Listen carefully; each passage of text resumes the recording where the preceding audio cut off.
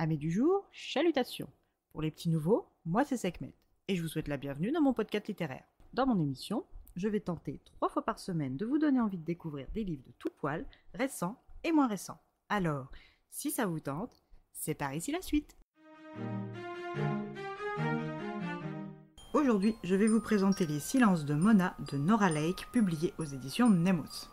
Dans ce roman, nous allons faire la rencontre de Charlotte Grant, dit Charlie, 17 ans. Depuis le suicide de son frère, Charlie souffre de troubles anxieux sévères accompagnés de crises de panique 3 à 4 fois par semaine. Elle est médicamentée, mais reste à surveiller. Son ambition est de devenir auteure et c'est grâce à sa plume qu'elle a été acceptée pour cette dernière année de lycée dans le select établissement Rockland dans le Maine en section littérature. Charlie va entrer en pensionnat pour la première fois et espère être à la hauteur. Le campus et le lycée sont comme dans ses rêves. Des vieilles pierres, des arches, des tours, des colonnes, du bois, le tout niché en haut d'une falaise surplombant la mer. Dans le bâtiment règne une ambiance studieuse et élitiste, et ce, même quand il n'y a pas âme qui vive. Pour son premier jour, Charlie est arrivé très en avance. Avant tout pour ne pas être en retard, mais aussi pour avoir le temps de découvrir les alentours, le campus et le lycée en lui-même. Depuis son Connecticut natal, 500 km la séparent de sa famille, mais loin de l'attrister, cet état de fait la soulage plutôt. L'ambiance à la maison depuis 1 an est devenue irrespirable. Son frère absent lui manque cruellement et ses parents ne sont plus un soutien pour elle. Cette opportunité l'est à bien des niveaux et Charlie compte en profiter.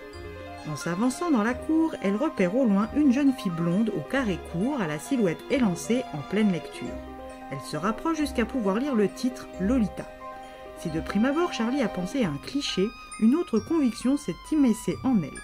Elle doit se faire remarquer par cet inconnu. Elle est totalement captivante, magnétique même.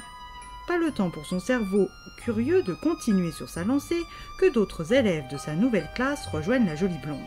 Tous en uniforme qu'ils portaient, contrairement à elle, comme une seconde peau, ils se saluèrent avec la familiarité de ceux qui ont passé plusieurs années ensemble en classe à l'internat.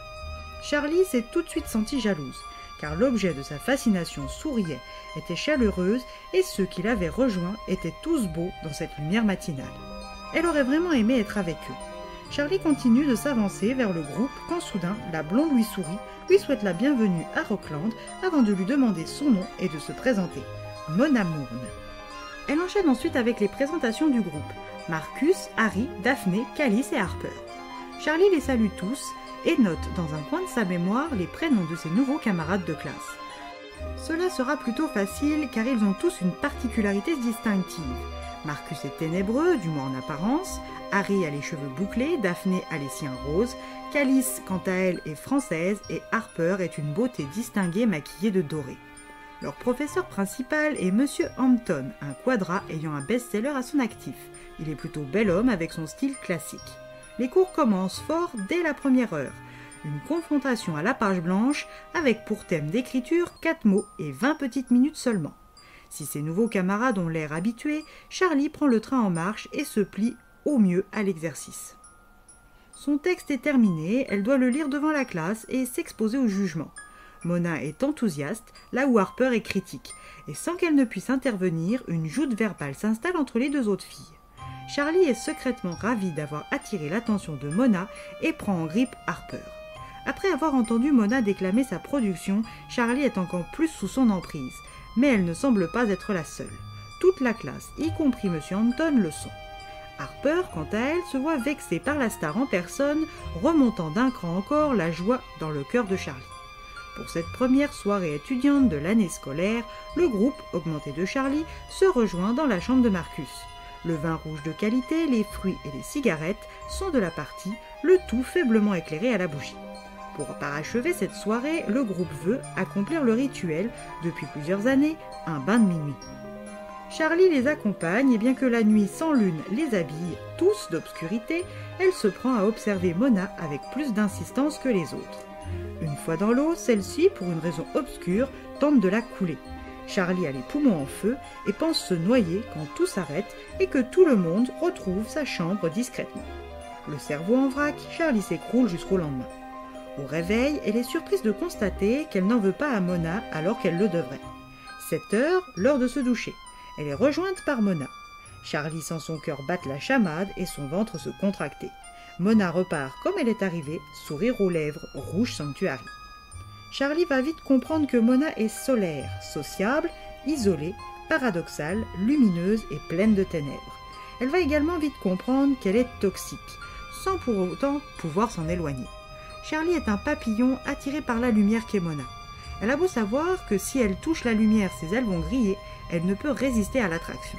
Malheureusement pour la jeune fille, elle n'est pas le seul papillon dans sa classe à être attiré par Mona, créant en elle des tensions et des sentiments extrêmes. Si elles sont dangereuses, ses pensées sont avant tout inspirantes pour sa plume. Alors quand un drame touche le groupe, Charlie va devoir raconter sa version de l'histoire et ses relations complexes avec Mona, Harper et les autres, au docteur Louis Williams, psychiatre missionné par la police. Alors meurtre, accident ou suicide, telle est la question.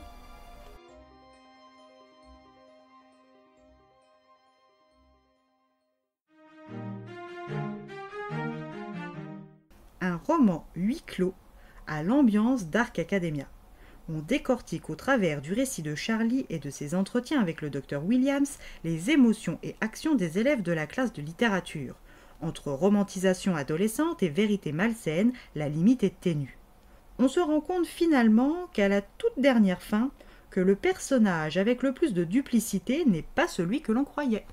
Et bien voilà, j'en ai fini pour aujourd'hui. J'espère que cet épisode vous aura plu et vous aura donné des nouvelles idées de lecture.